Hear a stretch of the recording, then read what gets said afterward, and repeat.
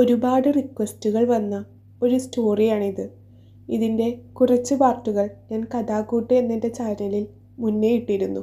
അന്നു മുതൽ ഇതിൻ്റെ ഫുൾ സ്റ്റോറിക്ക് വേണ്ടി ഒരുപാട് പേര് എന്നോട് റിക്വസ്റ്റ് ചെയ്തിട്ടുണ്ട്. ഇന്നു മുതൽ ഈ ചാനലിൽ തുടർച്ചയായി ഇതിൻ്റെ പാർട്ടുകൾ വരുന്നതാണ്. നിങ്ങളുടെ സപ്പോർട്ട് അത്രയും അത്യാവശ്യമാണ്. നിങ്ങളുടെ സപ്പോർട്ട് ഇല്ലെങ്കിൽ ലോങ് സ്റ്റോറി ഞാനിനി ചെയ്യുന്നില്ല. അപ്പോൾ നിങ്ങളുടെ അഭിപ്രായങ്ങൾ കമൻറ്റ് ബോക്സിൽ അറിയിക്കുക. അതേപോലെ കൂടെ കൂടിയേക്കണേ. അപ്പോൾ നമുക്ക് കഥയിലേക്ക് കിടക്കാം.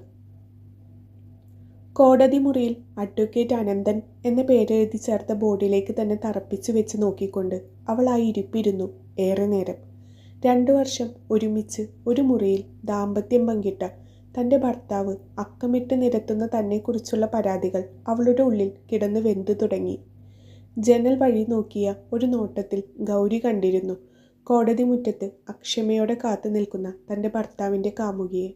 റെഡ് കളർ ഡ്രസ്സിൽ ദീപ്തിയുടെ സർപ്പ സൗന്ദര്യം കത്തിജ്വലിക്കുന്നുണ്ടായിരുന്നു. അവളുടെ ചുണ്ടിൽ തന്നെ കാണുമ്പോൾ സദാ തിങ്ങി നിൽക്കുന്ന ആ പരിഹാസം. ഗൗരിയുടെ ഉള്ളിൽ അത് കാണുമ്പോൾ നീറിത്തുടങ്ങും ചതിക്കപ്പെട്ടവളുടെ നീറ്റൽ. നിങ്ങൾ അങ്ങനെ ചോദിക്കുമ്പോഴേക്കും എടുത്തു തരാൻ പറ്റുന്ന ഒന്നല്ല ഡിവോഴ്സ്. അതിന് അതിൻ്റെതായ നിയമവശങ്ങളുണ്ട് മിസ്റ്റർ രാജീവ്. അനന്തൻ വക്കീൽ തൻ്റെ മേശയ്ക്ക് മുകളിലേക്ക് കൈകൾ വെച്ചുകൊണ്ട് കുറച്ചാഞ്ഞിരുന്നു. വക്കീലെ, എനിക്കൊരു നിമിഷം പോലും ഇവളെപ്പോലെ ഒരു സ്ത്രീയെ സഹിക്കേണ്ട കാര്യമില്ല. എന്നെയും ഇവളെയും ഒറ്റ നോട്ടത്തിൽ നോക്കിയാൽ തന്നെ അറിയുന്നില്ലേ ഞങ്ങൾ തമ്മിലുള്ള അന്തരം. എനിക്ക് എൻ്റെ ജീവിതത്തെ പറ്റിയ വലിയ തെറ്റ് ഇവളാണ്. അതെനിക്ക് തിരുത്തണം, എത്രയും പെട്ടെന്ന്, രാജീവ് അക്ഷമയോടെ പറഞ്ഞു.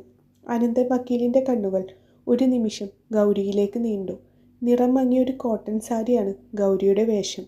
എണ്ണമയം വറ്റി പാറിപ്പടർന്ന മുടിയിഴകൾ, ഉറക്കം നഷ്ടപ്പെട്ടവളുടെ മിഴികൾ, വിടർന്ന കണ്ണുകൾക്ക് ചുറ്റും കറുപ്പ് വലയം തീർത്തിരിക്കുന്നു.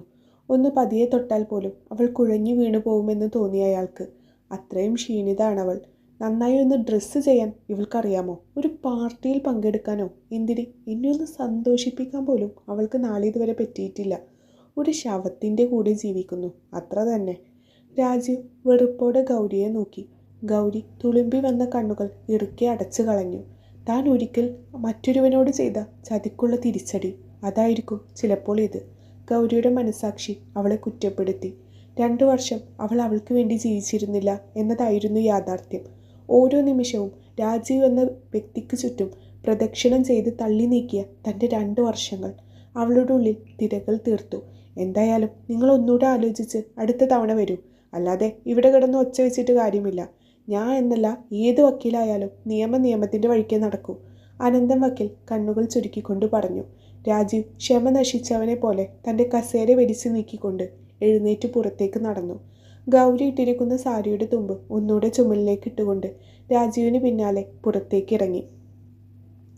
എല്ലാ സുഖസൗകര്യങ്ങളും നിറഞ്ഞ ആഡംബരത്തിന് അവസാന വാക്കായ പടുകൂറ്റൻ ബംഗ്ലാവിൻ്റെ വിശാലമായ കിടപ്പുമുറിയിൽ ഇരുന്ന് അവൻ ചില്ല് ഗ്ലാസ്സിൽ അവശേഷിച്ച അവസാനത്തെ തുള്ളി മദ്യവും വായിലേക്ക് ഒഴിച്ചു. പണം തരുന്ന കണ്ണഞ്ചിപ്പിക്കുന്ന ലോകം അവൻ്റെ ഉള്ളിൽ ഉള്ള നന്മയത്രയും ചോർത്തിയെടുത്തിട്ട് 2 വർഷം തികയുന്നു.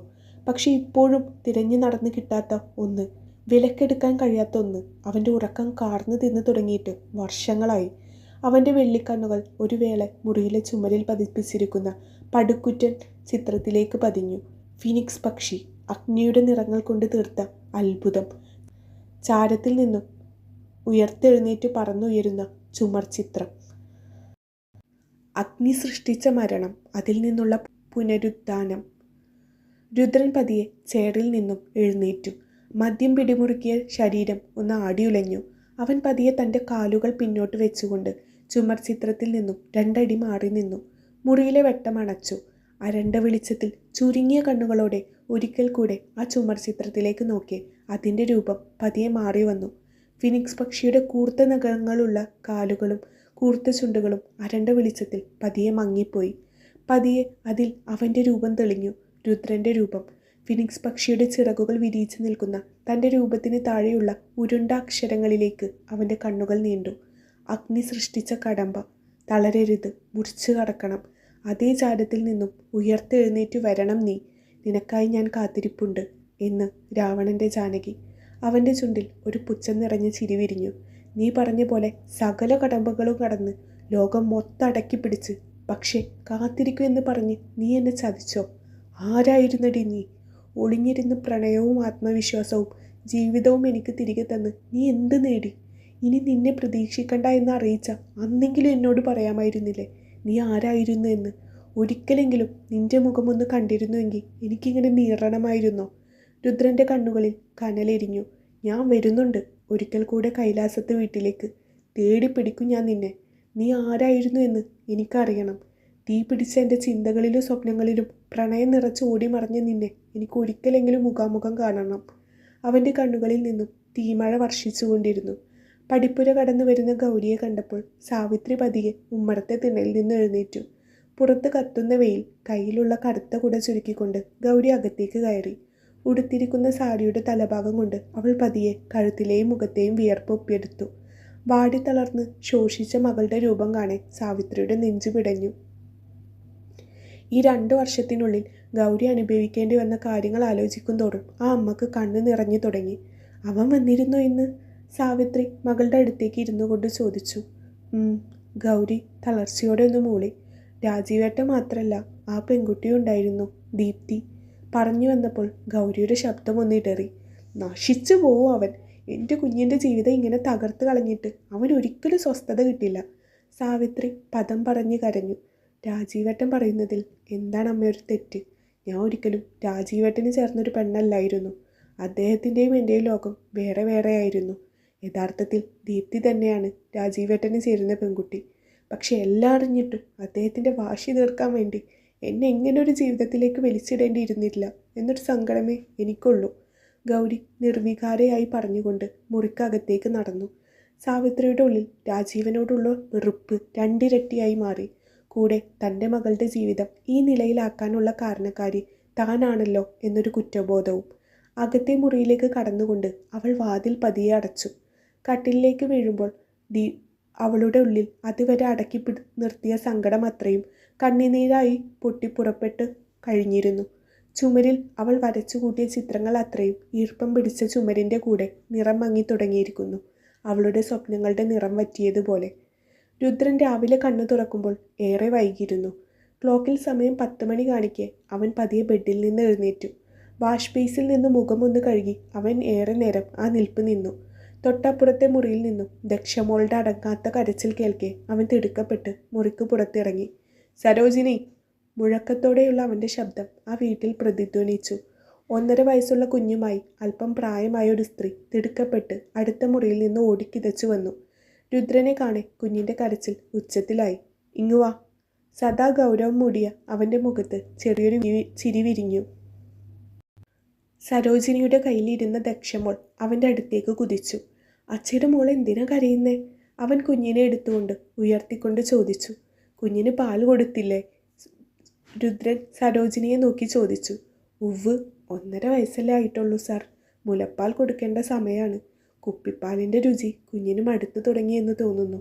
കുപ്പി വായിലേക്ക് വെക്കുമ്പോഴേക്കും കുഞ്ഞുറക്കെ കരയുക. സരോജിനി അല്പം വേവലാതിയോടെ പറഞ്ഞു. രുദ്രൻ ദക്ഷമോളുടെ മുഖത്തേക്ക് ഉറ്റുനോക്കി. അവനതിനോട് വല്ലാത്ത അലിവ് തോന്നി. അമ്മ ചത്തു മലച്ചു പോയാലും കുഞ്ഞുങ്ങൾക്ക് ജീവിക്കേണ്ട സരോജിനി. അവൻ്റെ ആ ചോദ്യത്തിലുണ്ടായിരുന്നു അമേയ എന്ന സ്ത്രീയെ അവൻ എങ്ങനെയാണ് കാണുന്നത് എന്ന്. സരോജിനി മറുപടി ഒന്നും പറഞ്ഞില്ല എങ്കിലും അവളുടെ ഉള്ളിലേക്ക് അമേയയുടെ മുഖം ഓടി വന്നു. കുഞ്ഞടുത്ത് കിടന്ന് പാലിന് വേണ്ടി കരയുമ്പോഴും അതിനെ ശ്രദ്ധിക്കാതെ പണത്തിനും ആഡംബരങ്ങൾക്കും പിന്നാലെ ഓടി നടന്നിരുന്ന ദക്ഷമോളുടെ അമ്മ അമേയ. ഈ ജന്മം അവൾക്ക് ഭൂമിയിൽ സന്തോഷം കിട്ടുമോ? സരോജിനി നെടുവീർപ്പോടെ ആലോചിച്ചു. ദീപ്തി, ഡിവോഴ്സ് കിട്ടിയ ഉടനെ ഞാൻ തൻ്റെ വീട്ടിലേക്ക് വരാം. വിവാഹത്തെപ്പറ്റി ഞാൻ തൻ്റെ ഡാഡിയോട് സംസാരിക്കാം. എനിക്കൊന്നിനും കൊള്ളാത്ത ആ ഗൗരിയുടെ കൂടെ ജീവിച്ച് മതിയായി. നിൻ്റെ കൂടെയുള്ള കളർഫുൾ ലൈഫാണ് ഇപ്പോൾ എൻ്റെ മനസ്സിലാകെ ഉള്ളത്. രാജീവ് ദീപ്തിയുടെ നീണ്ട വിരലുകളിൽ പതിയെ ചുംബിച്ചുകൊണ്ട് പറഞ്ഞു.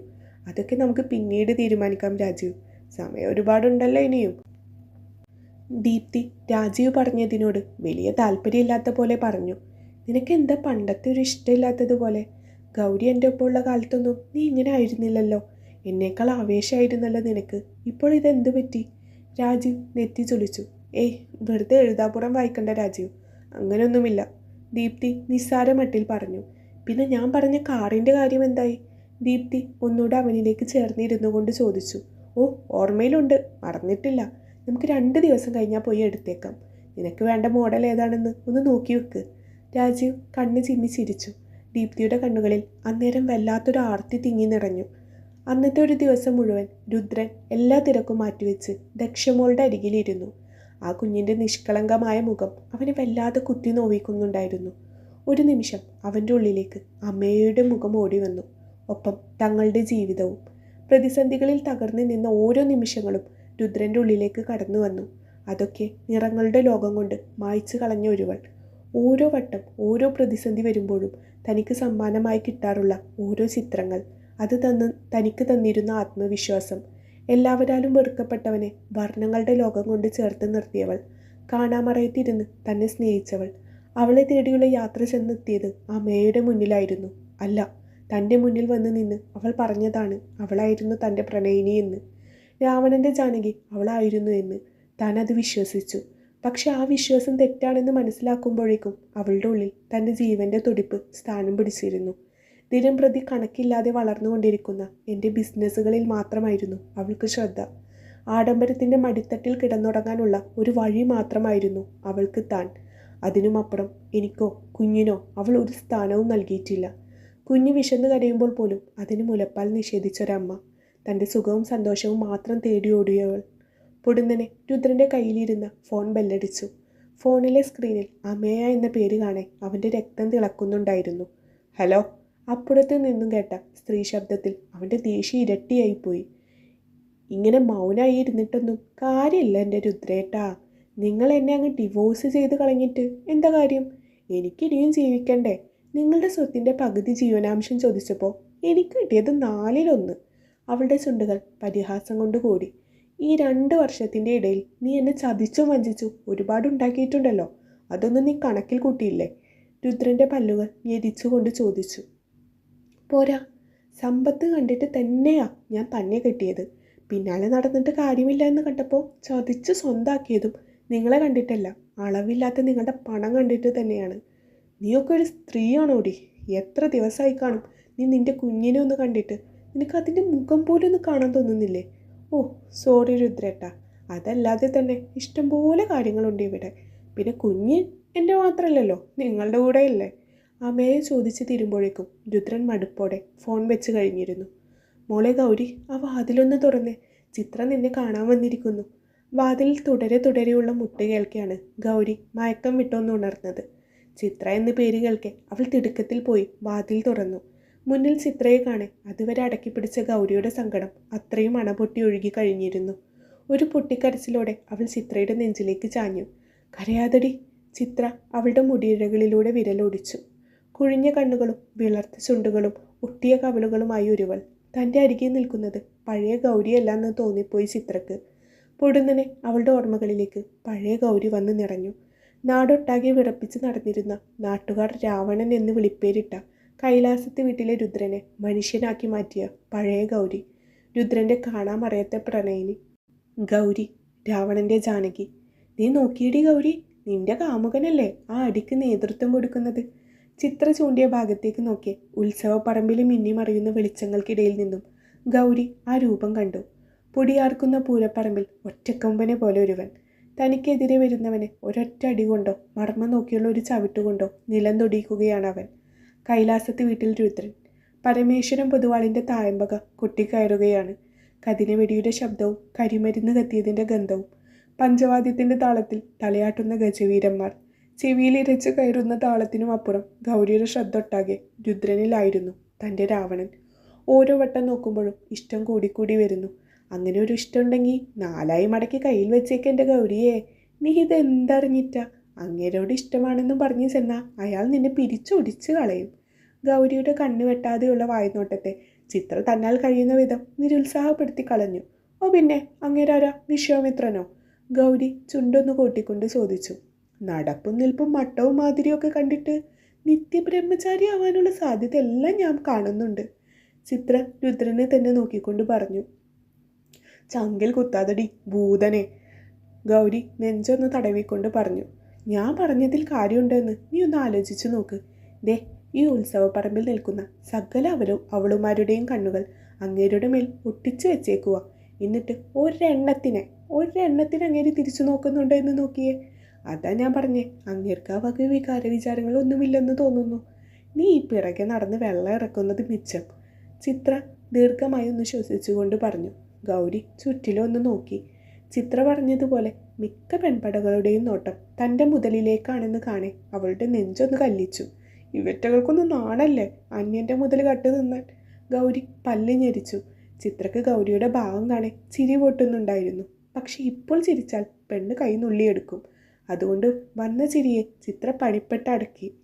എൻ്റെ പൊന്നു ഗൗരി, നീ ഇങ്ങനെ വെള്ളം ഇറക്കി ഇരിക്കത്തേ ഉള്ളൂ. ദിവസവും അങ്ങേരുടെ മൂക്കിന് തുമ്പിലൂടെ നീ എന്തോരം അങ്ങോട്ടും ഇങ്ങോട്ടും നടക്കുന്നു. എന്നിട്ട് ഒരിക്കലെങ്കിലും അങ്ങേര് നിന്നോട് ഒന്ന് ചിരിച്ചിട്ടുണ്ടോ? നിന്നെ ശരിക്ക് ഒന്ന് നോക്കിയിട്ടുണ്ടോ? അതൊക്കെ പോട്ടെ, മൂപ്പർ അങ്ങനെ ഒരു മുരടനാണെന്ന് വെക്കാം. ഈ പറയുന്ന പോലെയാണോ നീ? അങ്ങേര് തൊട്ടടുത്തെങ്ങാനും വന്ന് നിന്നാ നിനക്ക് തുള്ളൽ പനി പിടിച്ചതുപോലെയാണ്. നമ്മുടെ വെളിച്ചപ്പാട് തുള്ളില്ല അതുപോലെ. ചിത്ര ചുണ്ടൊന്ന് കൂട്ടിക്കൊണ്ട് പറഞ്ഞു. നീ എന്നെ അങ്ങനെയൊന്നും കൊച്ചാക്കുകയൊന്നും വേണ്ട. അങ്ങേരുടെ തപസ്സൊക്കെ ഞാൻ ഇളക്കും മോളെ. നീ നോക്കിക്കോ. എന്നിട്ട് അങ്ങേരെ എൻ്റെ ഭർത്താവാക്കി, എൻ്റെ കുട്ടികളുടെ അച്ഛനാക്കി, അവരുടെ കുട്ടികളുടെ മുത്തച്ഛനാക്കി. അയ്യോ മതി നിർത്തിക്കോ. ഇതിലും കൂടുതൽ എന്നെക്കൊണ്ട് താങ്ങാൻ വയ്യ. ചിത്ര ശ്വാസം ഒന്ന് വലിച്ചു വിട്ടുകൊണ്ട് പറഞ്ഞു. ഉത്സവത്തല്ല ഏകദേശം അതിൻ്റെ അവസാനത്തിലെത്തിയിരുന്നു. രുദ്രന് ചുറ്റും ചിതറിക്കിടക്കുന്ന ആളുകൾ വേദന കൊണ്ട് ഞരങ്ങുന്നുണ്ട്. പിന്നെയും മേളം കാതിലേക്ക് പതിച്ചു. വഴിവാണിപ്പക്കാരുടെ പൊരിമുറുക്ക് കച്ചവടം പൊടി പൊടിക്കുന്നുണ്ട്. ഈശൽക്കടയിൽ നിന്നും ബിരിയാണിയുടെ ദമ്മ് പൊട്ടിച്ച പണം ഉറങ്ങിക്കിടന്ന ആമാശയത്തെ തട്ടി ഉണർത്തുന്നുണ്ട്. ആകാശത്തേക്ക് ഉയർന്ന കരിമരുന്ന് പുഷ്പങ്ങൾ നോക്കി നിൽക്കുമ്പോൾ എല്ലാവരുടെയും കണ്ണുകൾ ഒരുപോലെ വികസിക്കുന്നു. നമുക്ക് പതുക്കെ നടക്കാം ഗൗരി, എനിക്ക് ഉറക്കം വന്നിട്ട് പാടില്ലടി. ചിത്ര ഉറക്കം വേരോടുന്ന കണ്ണുകൾ ചുരുക്കി ഗൗരി ഒന്ന് നോക്കി. ഇങ്ങനെ ഒരു കുംഭകാർണി. ഗൗരി അവളെ കളിയാക്കി. നീ വരുന്നുണ്ടോ? ചിത്രക്ക് ദേഷ്യം വന്നു. അപ്പോൾ അച്ഛനും അമ്മയും ഒക്കെയോ? ഗൗരി തിരക്കുകൾക്കിടയിലേക്ക് ഒന്ന് എത്തി നോക്കിക്കൊണ്ട് പറഞ്ഞു. അവരൊക്കെ നാടകം കഴിഞ്ഞേ വരൂ. ചിത്ര പിന്നെയും ചിണുങ്ങി. എങ്കിൽ വാ പോയേക്കാം. ചിത്രയുടെ കൈയും പിടിച്ച് മുന്നോട്ട് പോകാൻ ഒരുങ്ങവെയാണ് പുറകിൽ നിന്നും ഗൗരിയെ വിളിച്ച് അമ്മയെ ഓടിപ്പിടഞ്ഞു വരുന്നത് കാണുന്നത്. രണ്ടാളും പോവാണോ? അമ്മയ ഇടുപ്പിൽ കൈകുത്തിക്കൊണ്ട് ഇരുവരെയും മാറി മാറി നോക്കിക്കൊണ്ട് ചോദിച്ചു. നീ ഇതെവിടെയായിരുന്നു? കൂട്ടത്തിൽ നിൽക്കുമ്പോൾ നിന്നിങ്ങനെ ഇടക്കിടക്ക് കാണാതാവുണ്ടല്ലോ. ചിത്ര സംശയത്തിൻ്റെ മുനയോടെ അമ്മയെ നോക്കി. അമ്മയ അല്പമൊന്ന് പതറിയെങ്കിലും അവളത് ഭംഗിയായി ഒളിപ്പിച്ചു. ചിത്രേ, നീ ശ്രീകുട്ടൻ്റെ കൂടെ ചെല്ലടി. നിനക്ക് പിന്നെ 7 മണി കഴിഞ്ഞാൽ അർദ്ധരാത്രിയാണല്ലോ. ഞാനും ഗൗരിയും കുറച്ച് കഴിഞ്ഞ് ഒപ്പം പോയിക്കോളാം. അമ്മയ ഗൗരിയുടെ കൈ കൂട്ടിപ്പിടിച്ചുകൊണ്ട് ചിത്രയെ നോക്കി. എന്തെങ്കിലും ചെയ്യ്. ചിത്ര മുന്നോട്ട് നടന്നു. ഉറക്കത്തിൻ്റെ പിടിവലിയിലായിരുന്ന ചിത്ര അന്നേരം അമ്മയുടെ ചുണ്ടിൽ വിരിഞ്ഞു നിന്ന ഗൂഢമായ ചിരി ശ്രദ്ധിച്ചിരുന്നില്ല. ഇടി ഇതൊക്കെ വേണോ? എനിക്കെന്തോ പേടി തോന്നുന്നു. ഗൗരി ചുറ്റിലും നോക്കിക്കൊണ്ട് പരിഭ്രമത്തോടെ പറഞ്ഞു. ഇരുട്ട്, കൂരാകൂരിരുട്ട്. ചുറ്റും നോക്കിയ ഗൗരിക്ക് ആദ്യമായി. 2 പേരുടെയും വീട്ടുകാർ ഉത്സവപ്പറമ്പിൽ തന്നെ അല്പം ദൂരെ എവിടെയോ ആണ്. നിനക്ക് വേണ്ടെങ്കിൽ വേണ്ട, എനിക്ക് വേണം. ഇതൊക്കെ ഒരു രസമല്ലേ? നാളെ നമ്മളുടെ അമ്മമാരൊക്കെ പോലെ കുടുംബത്തിൻ്റെ പ്രാരാബ്ദവും വിഴുപ്പൊക്കെ ചുമന്ന് നടക്കുമ്പോൾ ഇതിന് വല്ലതും പറ്റുമോ? ഓരോന്നിനും ഓരോ പ്രായമുണ്ട് ഗൗരി. നീ ശബ്ദം ഉണ്ടാക്കാതെ ആരെങ്കിലും വരുന്നുണ്ടോ എന്ന് നോക്കിയാൽ മതി. അമ്മയ മങ്ങിയ വെളിച്ചത്തിൽ ഗൗരിക്ക് നേരെ കണ്ണുരുട്ടി കാണിച്ചു. എന്നാലും ഗൗരി ആശങ്കപ്പെട്ടു. ഒരെന്നാലും ഇല്ല. നീ ആരെങ്കിലും വരുന്നുണ്ടോ എന്ന് നോക്കു പെണ്ണെ. അമ്മയ കയ്യിലെ ഗ്ലാസ്സിലേക്ക് ചാരായ ഒഴിച്ചുകൊണ്ട് കുറച്ച് വെള്ളവും ചേർത്ത് ശ്രദ്ധയോടെ ഇളക്കി. ചാരായ കുപ്പി ഗൗരിയുടെ കയ്യിലേക്ക് വെച്ച് കൊടുത്തുകൊണ്ട് അവൾ ടച്ചിങ്സിന് കരുതിയ ചിപ്സിൻ്റെ പാക്കറ്റ് പല്ലുകൊണ്ട് കടിച്ചു പൊട്ടിച്ചു. ധാവണിത്തുമ്പിൽ കെട്ടിയ സിഗരറ്റിൽ ഒന്ന് അവൾ കത്തിച്ച് ചുണ്ടോട് ചേർത്തു. ആദ്യം വലിച്ചെടുത്ത പുകയിൽ അവൾ വല്ലാതെ ചുമച്ചുപോയി. പതിയെ അവൾ പണിപ്പെട്ട് ചുമ അടക്കി. പതിയെ പുകച്ചുരുളുകൾ അവൾ ഊതി പടത്തി വിട്ടു തുടങ്ങി. ഗൗരി ആ കാഴ്ച കാണെ പേടിയോടെ ചുറ്റും നോക്കി. അല്ലെങ്കിലും ആണുങ്ങളുടെ തൻ്റെ ഇടമാണ് അമ്മയ്ക്ക്. ആണുങ്ങൾക്കാവാമെങ്കിൽ നമുക്ക് ആയിക്കൂടെ എന്ന് ചോദിച്ചു കളയും അവൾ. കാണാൻ അതിസുന്ദരിയാണ് അമ്മയ്യ. നാട്ടിലെ പുരുഷ കേസരികൾ ഒട്ടാകെ അവളുടെ പിന്നാലെയാണ്. പക്ഷെ അവൾക്കങ്ങനെ ദിവ്യപ്രേമമൊന്നും ശരിയാവില്ല എന്ന് അവൾ എപ്പോഴും പറയും. അതുപോലെ തന്നെയാണ് അവളുടെ പ്രവൃത്തിയും. മടുക്കുമ്പോൾ അവൾ ആളെ വിടും, അടുത്ത ആളെ നോക്കും. ഇങ്ങനെയൊക്കെ ആണെങ്കിലും അവൾ കൂട്ടത്തിലുള്ളത് വല്ലാത്തൊരു ധൈര്യമാണ് എനിക്കും ചിത്രക്കും. ആകെ അമ്മയോട് താൻ ഒരു കാര്യം അടച്ചു വെച്ചിട്ടുണ്ട് എന്നുണ്ടെങ്കിൽ അത് തനിക്ക് രുദ്രനോടുള്ള പ്രണയം മാത്രമാണ്. സമയം കഴിയുന്തോറും ചിത്രയുടെ കൂടെ തിരികെ പോവാതിരുന്ന നിമിഷത്തെ ഗൗരി പഴിച്ചുകൊണ്ടിരുന്നു. അമ്മയെ വലിക്കുന്നത് സാധാ സിഗരറ്റ് അല്ല എന്ന് അതിൻ്റെ ഗന്ധത്തിൽ നിന്നും ഗൗരിക്ക് തോന്നി. സദാ കള്ളും കഞ്ചാവുമായി നടക്കുന്ന ഒരുത്തനോടൊന്ന് തൊട്ടുരുമ്മി നിന്നപ്പോൾ അവൻ തന്നിട്ട് പോയതാണ് കയ്യിലിരിക്കുന്ന സംഗതിയെന്ന് അമ്മയെ പറഞ്ഞത് ഗൗരി ഓർത്തു. അതോർക്കെ അവളുടെ തൊണ്ട വറ്റി വരണ്ടു. ആരാത്? ചോദിച്ചത് കേട്ടില്ലേ? പൊടുന്നനെ ഇരുൾ മൂടിയ ഭാഗത്തു നിന്നും ഒരു പുരുഷ ശബ്ദം കേട്ടതോടെ ഗൗരി ഞെട്ടി. ഉത്സവ പറമ്പിൽ ആരും അധികം ശ്രദ്ധിക്കാത്ത ഒരു മറവിലായിരുന്നു അന്നേരം ഇരുവരും. തൊട്ടടുത്ത് കേൾക്കുന്ന ശബ്ദം കൈലാസത്തെ രുദ്രൻ്റേതാണെന്ന് തിരിച്ചറിവിൽ ഗൗരി കിടുകിടാ വിറച്ചു പോയിരുന്നു. ഇടി, നോക്കി നിൽക്കാതെ ഓടിക്കോ, ആരെങ്കിലും വീട്ടിൽ പറഞ്ഞാൽ പിന്നെ തീർന്ന്. പല്ല് ഞെരിച്ച് ശബ്ദമടക്കി അമ്മയെ പറയുമ്പോഴേക്കും ഗൗരിക്ക് ഒരടി അനങ്ങാൻ പോലും കഴിഞ്ഞിട്ടുണ്ടായിരുന്നില്ല. കയ്യും കാലും ഒക്കെ മരവിച്ചു പോയിരുന്നു. തൊട്ടടുത്ത നിമിഷം അമ്മയ കൂരാകൂരുട്ടിലേക്ക് ഓടിക്കയറിയിരുന്നു. ഗൗരിയും അവളുടെ അടുത്തേക്ക് ഓടാൻ തുടങ്ങിയപ്പോഴേക്കും ഇടത്തെ കയ്യിൽ പിടി വീണിരുന്നു. അവൾ സർവ്വശക്തിയും എടുത്ത് ഒന്ന് കുതറി. തൊട്ടടുത്ത നിമിഷം രുദ്രൻ അവളെ തന്നിലേക്ക് വലിച്ചടിപ്പിച്ചിരുന്നു. അരണ്ട വെളിച്ചത്തിൽ ആ വെള്ളിക്കണ്ണുകൾ കാണെ അവൾക്ക് ഉമിനീർ പോലും ഇറങ്ങിയില്ല. ദിവസേന കാണുന്ന ആ മുഖം ഇത്രയും തൊട്ടടുത്ത് ഇതുവരെ കിട്ടിയിട്ടില്ല. പക്ഷെ രുദ്രൻ്റെ മിഴികൾ തൻ്റെ കയ്യിലിരിക്കുന്ന ചാരായ കുപ്പിയിലേക്ക് നീങ്ങുന്നതും അവൻ ചുറ്റും പടർന്ന കഞ്ചാവ് ബീഡിയുടെ ഗന്ധം പിടിക്കുന്നതും കാണെ ഗൗരി സ്തംഭിച്ച് നിന്നുപോയി. പൊടുന്നനെ തന്നെ നോക്കിയ കണ്ണുകളിൽ വെറുപ്പ് പടരുന്നതും അവൾ ഭയത്തോടെ നോക്കി നിന്നു. ഉത്സവപ്പറമ്പിലെ ആളൊഴിഞ്ഞ മൂലയിൽ അരണ്ട വെളിച്ചത്തിൽ അവൻ്റെ കണ്ണുകളിലേക്ക് നോക്കി നിൽക്കെ അവൾ മറ്റേതോ ലോകത്തകപ്പെട്ട പോലെ തോന്നി. അലസമായി നെറ്റിയിലേക്കും മുഖത്തേക്കും വീണ് കിടക്കുന്ന അവൻ്റെ മുടിയിഴകൾ, ഒതുക്കി വെട്ടിയ താടിയും കഴുത്തിലെ രുദ്രാക്ഷവും ഇടത്തെ കയ്യിലെ ഇടിവളയും എല്ലാം തൊട്ടടുത്ത് കാണവേ ഗൗരിക്ക് കൗതുകം പൂണ്ടു. ദൂരെ നിന്ന് എന്തോരം ഇതുപോലെ നോക്കി നിന്നിട്ടുണ്ടെന്നോ അവൾ മനസ്സിൽ പറഞ്ഞു. നീ എന്താ ഇവിടെ? കണ്ണുകളിൽ ദേഷ്യം നിറച്ച് ചോദിക്കുന്ന രുദ്രനെ കാണെ ഗൗരിയുടെ സ്വരം മുറിഞ്ഞുപോയി. താൻ അവൻ്റെ മുന്നിൽ നിൽക്കുന്ന സാഹചര്യത്തെക്കുറിച്ച് അപ്പോഴാണ് അവൾക്കൊരു ബോധം വന്നത്. ഞാൻ നിന്ന് വിൽക്കാതെ കാര്യം പറയടി. അവൻ്റെ സ്വരം ഒന്നുകൂടെ ഉയർന്നു. ഗൗരി പേടിച്ച് രണ്ടടി മാറി നിന്നു. കൊള്ളാം, മൊട്ടേലിന് വിരിഞ്ഞിട്ടില്ല, എങ്കിലും കയ്യിലിരിപ്പ് നന്നായിട്ടുണ്ട്. രുദ്രൻ ചാരായ കുപ്പിയിലേക്ക് നോക്കിക്കൊണ്ട് പറഞ്ഞു. ഗൗരിക്ക് വല്ലാത്ത സങ്കടം തോന്നി. തെറ്റ് ചെയ്യാതെയാണ് താനിപ്പോൾ ക്രൂശിക്കപ്പെടുന്നത്. നാട്ടുകാരെ വിളിച്ചുകൂട്ടി തള്ളയുടെയും തന്തയുടെയും മുന്നിലിട്ട് തൊലിയുരിഞ്ഞു വിടുകയാണ് ശരിക്കും വേണ്ടത്. രുദ്രൻ്റെ സ്വരം മുറുകി. അതും കൂടി കേട്ടതോടെ ഗൗരി കിലുകിലാ വിറക്കാൻ തുടങ്ങി. മൂങ്ങയെ പോലെയാ നടത്തവും ഭാവവും ഒക്കെ, കയ്യിലിരിപ്പ് ഇങ്ങനെയും. രുദ്രൻ അവളെ ശകാരിച്ചു കൊണ്ടിരുന്നു. ആരോടും പറയല്ലേ പ്ലീസ്. ഗൗരി കൈകൾ കൂപ്പിക്കൊണ്ട് അവനെ നോക്കി. ആ നേരത്ത് അമ്മയെ ഒറ്റ കൊടുക്കാൻ അവൾക്ക് എന്തോ തോന്നിയില്ല. നിന്റെ പൂങ്കണ്ണീര് കണ്ടിട്ടൊന്നുമല്ല, പെണ്ണാണെന്ന ഒരു പരിഗണന കൊണ്ട് മാത്രമാണ്. തൽക്കാലം ഇവിടെ നിന്ന് കറങ്ങി നാട്ടുകാർക്ക് പണിയുണ്ടാക്കാതെ പോവാൻ നോക്ക്. രുദ്രൻ പല്ല് ഞെരിച്ചുകൊണ്ട് പറഞ്ഞു. ഗൗരിക്ക് താൻ വല്ലാതെ അപമാനിക്കപ്പെട്ട പോലെ തോന്നി. തലയും താഴ്ത്തി കണ്ണീരോടെ തിരികെ പോകുമ്പോൾ അവളുടെ ഉള്ളിൽ നിറയെ രുദ്രൻ്റെ കണ്ണിൽ കണ്ട തന്നോടുള്ള വെറുപ്പായിരുന്നു. ഞാൻ അപ്പോഴേ പറഞ്ഞതല്ലേ എൻ്റെ കൂടെ വരാൻ. എന്നിട്ടിപ്പോൾ എന്തുണ്ടായി? അവൾ ഈ കൂടെ നടക്കുന്നതൊന്നും നോക്കണ്ട. കാര്യത്തോട് അടുത്ത അമ്മയ്ക്ക് അവളുടെ കാര്യം മാത്രമേ ഉള്ളൂ. ചിത്ര വായിൽ പതഞ്ഞ് വന്ന ഉമ്മിക്കരി മാവിൻ ചുവട്ടിലേക്ക് തുപ്പിക്കൊണ്ട് ഗൗരിയോട് പറഞ്ഞു. ഇന്നലെ രാത്രി ഒരു പോള കണ്ണടച്ചിട്ടില്ല ഗൗരി. രാവിലെ ചിത്രയെ കണ്ട് ഇന്നലത്തെ കാര്യങ്ങൾ പറയുന്നത് വരെ ഗൗരിയുടെ ഉള്ളിൽ വല്ലാത്തൊരു വെപ്രാളമായിരുന്നു. ചിത്രക്ക് പൊതുവെ തന്നോടുള്ളൊരടുപ്പം അമ്മുവിനോടില്ല. ഗൗരിക്കും ചിത്രയോടാണ് ഒരിത്തിരി ചായ്വ് കൂടുതലെങ്കിലും അമ്മുവിനോട് അകൽച്ചയൊന്നുമില്ല. കുഞ്ഞിലെ മുതൽ ഉള്ള കൂട്ടുകാരികളാണ് മൂവരും. പൊന്നുമോളെ, ഇനി നീ അങ്ങനെയും സ്വപ്നം കണ്ട് നടക്കുന്നത് നിർത്തിക്കോ. അല്ലെങ്കിലേ സ്ത്രീ വിദ്വേഷിയാണ്. ഇതും കൂടെ അറിഞ്ഞ സ്ഥിതിക്ക് അങ്ങനെ നിന്റെ മുഖത്ത് പോലും നോക്കില്ല ഇനി. ചിത്ര തീർത്തു പറഞ്ഞു. ഇടിനി ഞാൻ എങ്ങനെ കൈലാസത്തോട്ട് പോവും? എനിക്ക് പേടിയാവുന്നു. രുദ്രേട്ടൻ നേരിൽ നിൽക്കുന്നത് എനിക്ക് ആലോചിക്കാൻ പോലും വയ്യ. മുത്തശ്ശിയോട് ഇനി എന്തെങ്കിലും പറഞ്ഞു കൊടുക്കുവാണാവോ? ഗൗരി വലത് കൈയിലെ നഖം കടിച്ചു തുപ്പിക്കൊണ്ട് പറഞ്ഞു. തൽക്കാലം നീ അതൊന്നും ആലോചിക്കണ്ട. കൈലാസത്തേക്ക് ചെല്ല്, ബാക്കി വരുന്നിടത്ത് വെച്ച് കാണാം. ചിത്ര അവൾക്ക് ധൈര്യം പകർന്നു കൊടുത്തുകൊണ്ട് പറഞ്ഞു. അന്നേരവും ഗൗരിയുടെ മനസ്സ് വല്ലാതെ കലങ്ങി മറിഞ്ഞ് കിടക്കുകയായിരുന്നു. അസത്തെ, അരിക്കലത്തിൽ വെച്ച പൈസ എടുക്കരുതെന്ന് നിന്നോട് ഞാൻ 100 വട്ടം പറഞ്ഞിട്ടുണ്ട്.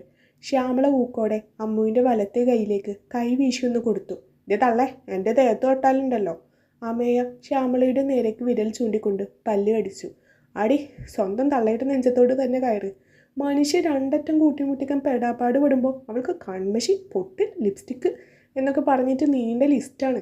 ശ്യാമള പോരുകോഴിയെ പോലെ അമ്മയ്ക്ക് നേരെ ചീറി. പിന്നെ എൻ്റെ കാര്യങ്ങൾ നടക്കാൻ ഞാൻ നാട്ടിൽ ഇറങ്ങി തെണ്ടണോ? അമ്മു അവരെ പുച്ഛിച്ചുകൊണ്ട് ടി വിയുടെ റിമോട്ട് എടുത്തുകൊണ്ട് തറയിലേക്ക് ഇരുന്നു. നിന്റെ കാര്യങ്ങളൊക്കെ നീ അല്ലാതെയും നടത്തുന്നുണ്ട് എന്ന് എനിക്ക് നന്നായിട്ടറിയാം. അയൽക്കൂട്ടത്തിലെ ജലജ ഇന്നലെയും എന്നോട് പറഞ്ഞുള്ളൂ നിന്റെ മോളെ ഏതു നേരവും കണ്ണിൽ കണ്ട ചെറുക്കന്മാരുടെ കൂടെയാണെന്ന്. ശ്യാമള പല്ല് ഞെരിച്ചു.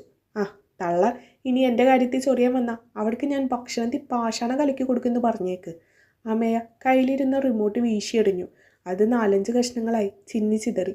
ചാടിത്തുള്ളിക്കൊണ്ട് മകൾ പുറത്തേക്ക് പോകുന്നത് ശ്യാമള വർദ്ധിച്ച ദേഷ്യത്തോടെ നോക്കി നിന്നു.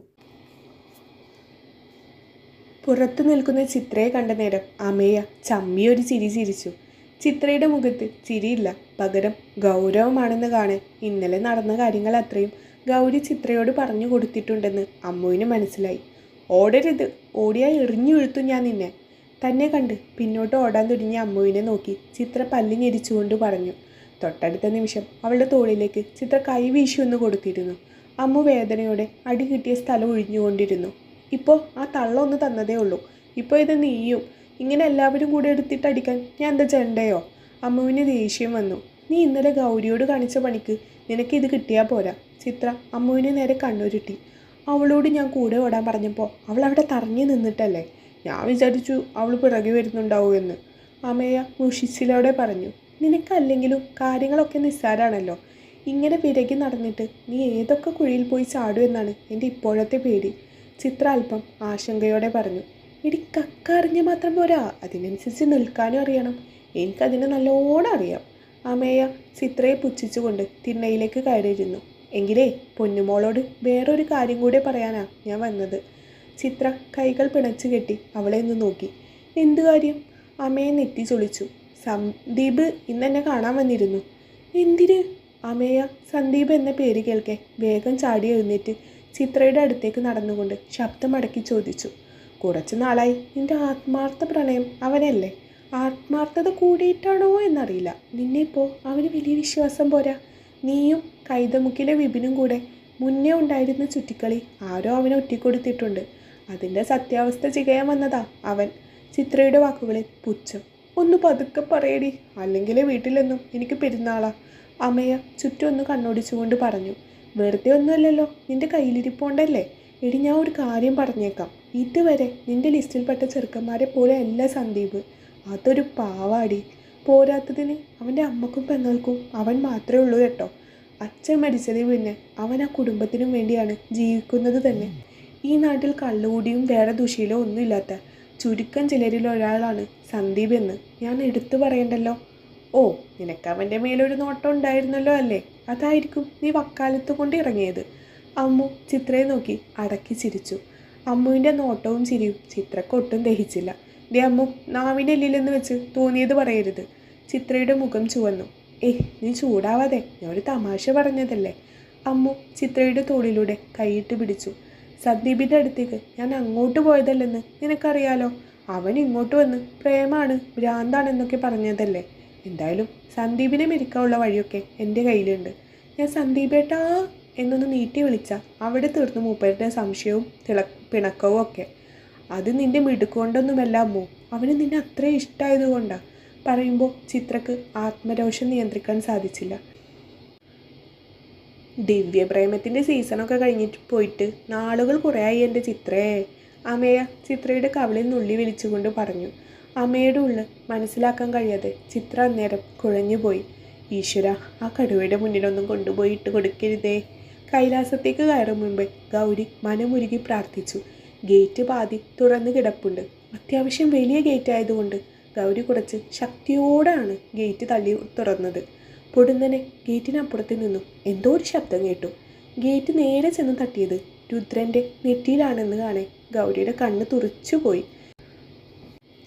ഈശ്വര, നിനക്ക് ഈടെ എന്നോട് ഒട്ടും സ്നേഹമില്ലല്ലേ എന്നൊരു ചോദ്യം അവളുടെ ഉള്ളിൽ നിന്നും അറിയാതെ പുറത്തു വന്നു. നെറ്റിയൊഴിഞ്ഞ് തന്നെ കത്തുന്ന കണ്ണുകളുമായി നോക്കുന്നവനെ കാണെ അവൾക്ക് തല ചുറ്റും പോലെ തോന്നി. തുടരും. സൂര്യകാന്തി. നിങ്ങൾക്ക് ഈ കഥ ഇഷ്ടപ്പെട്ടിട്ടുണ്ടെങ്കിൽ വീഡിയോ ഒന്ന് ലൈക്ക് ചെയ്തേക്കണേ. അതേപോലെ നിങ്ങളുടെ അഭിപ്രായങ്ങൾ കമൻറ്റ് ബോക്സിൽ അറിയിക്കാനും മറക്കരുത്. തുടർക്കഥയാണ്. തുടർക്കഥ പൊതുവേ ഞാൻ എൻ്റെ ചാനലിൽ ഇടാറില്ല. അപ്പോൾ ഈ വീഡിയോക്ക് നല്ല റെസ്പോൺസ് ഉണ്ടാവുകയാണെങ്കിൽ ഡെയിലി ഓരോ പാർട്ട് വെച്ച് പോസ്റ്റ് ചെയ്യുന്നതാണ്. നിങ്ങൾക്ക് വീഡിയോ ഇഷ്ടപ്പെട്ടിട്ടുണ്ടെങ്കിൽ എന്തായാലും ലൈക്ക് ചെയ്യണം. ലൈക്കും കമൻറ്റും ഉണ്ടെങ്കിൽ മാത്രമാണ് ഈ സ്റ്റോറി മുന്നോട്ട് പോവുകയുള്ളൂ എന്ന് ഞാൻ ഒരിക്കൽ കൂടെ ഓർമ്മിപ്പിക്കട്ടെ. അപ്പോൾ നാളെ ഇതിൻ്റെ അടുത്ത പാർട്ടുമായിട്ട് ഞാൻ വരുന്നതാണ്. നിങ്ങൾക്ക് ഏത് സമയത്താണ് അപ്ലോഡ് ചെയ്യേണ്ടത് വെച്ച് കഴിഞ്ഞാൽ ആ സമയം പറയാം. ആ സമയത്ത് ഞാൻ വീഡിയോ അപ്ലോഡ് ചെയ്യാനും ശ്രമിക്കുന്നതാണ്. അപ്പോൾ താങ്ക് യു.